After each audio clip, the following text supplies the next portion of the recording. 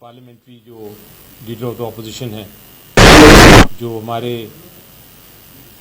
Senate के leader of the opposition हैं, जो हमारे पंजाब असेंबली के लीडर ऑफ द अपोजिशन हैं, जो हमारे पार्लियामेंट्री लीडर्स हैं और दूसरे एमएनएज हैं, उनको उनके ऊपर सज़ाओं की बारिश कर दी गई। वो केस बेबुनियाद और झूठे केस हैं। उन केसों में क्या कहा गया है?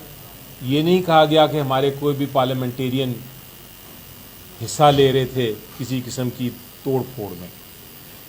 ये कहा गया है कि वह कमरे में बैठे थे और उन्होंने साजिश की कि जाके तोड़ फोड़ की जाए 9 मई को। और इस चीज़ की गवाही कौन दे रहे हैं? 2 पुलिसमैन, जो पुलिस वाले कमरे में बैठ के कहते हैं कि हम छुपे हुए थे ज़मान पार्क में। ये सारी गवाही है जिसके ऊपर सज़ाएं हुई हैं 10-10 साल की। और उसके बाद ये तो चलें, एक सज़ाएं हुई, हम इंशाल्लाह अदालतों में अपील करेंगे, झूठी सज़ाएं ख़त्म हो जाएंगी। लेकिन उसके साथ जो जल्दबाजी की गई वो हमारी इलेक्शन कमीशन ऑफ पाकिस्तान ने की।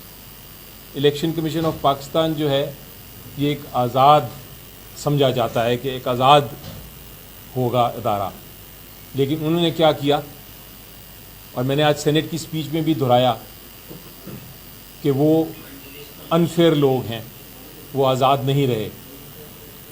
उन्होंने क्या किया?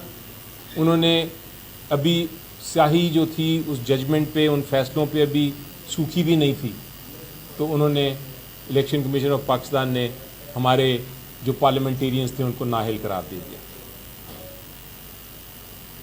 जबकि आइन और कानून क्या कहता है? आइन ये कहता है, आर्टिकल 63 है आइन का, वो बड़ा वाज़ेह तौर पे ये कहता है, और उसकी तशरीह भी बार बार हमारी अदालत उज़्मा ने की है। वो ये कहता है कि अगर आपके ख़िलाफ़ कोई केस हो और एक कोई सज़ा हो जाए, जब तक वो सज़ा फाइनल नहीं होगी, यानी जब तक उसकी अपील का फ़ैसला नहीं हो जाएगा और जब तक सुप्रीम कोर्ट तक अगर मामला जाता है, सुप्रीम कोर्ट अपना फाइनल वर्डिक्ट नहीं दे देता, फाइनल फैसला नहीं दे देता, तब तक इलेक्शन कमीशन ऑफ पाकिस्तान किसी को डिस्क्वालीफाई, किसी को नाअहल नहीं कर सकता। लेकिन इलेक्शन कमीशन ऑफ पाकिस्तान ने इंतज़ार ही नहीं किया। जिस दिन ट्रायल कोर्ट ने जजमेंट अनाउंस किया, अभी अपीलें भी नहीं फाइल हुई थी, तो साथ ही डिस्क्वालीफाई कर दिया। इसका मतलब है कि ये इंसाफ नहीं है। ये जो तेज़ी से काम हो रहा है, जल्दबाजी पे काम हो रहा है, ये एक स्कीम के तहत है। और स्कीम ये है कि अपोजिशन को ख़त्म किया जाए। स्कीम ये है कि जो अच्छे बोलने वाले हैं और जिनकी लोग बातें सुनते हैं वो इस ऐवान में ना बैठ सकें। मैंने आज अपनी स्पीच में भी कहा कि कैसा ऐवान है जिसके अंदर अपोजिशन ही ना हो। वो तो एक कोरस है जो कि सिर्फ एक ही गाना बजा सकता है, ना मुखालफत हो, ना चैलेंज हो, ना बहस हो। ये चाहते हैं इस किस्म का पार्लियामेंट, ये इनका इरादा है और ये अदालतों को इस्तेमाल कर रहे हैं। अदालतों के फैसलों के ज़रिए जब अवाम के दिलों से नहीं निकाल सके पीटीआई को, जब अवाम के दिलों से नहीं निकाल सके इमरान खान साहब को, तो इन्होंने ये हरबा इस्तेमाल किया है कि इनको सज़ाएं दो और इनको पार्लियामेंट से बाहर निकाल दो।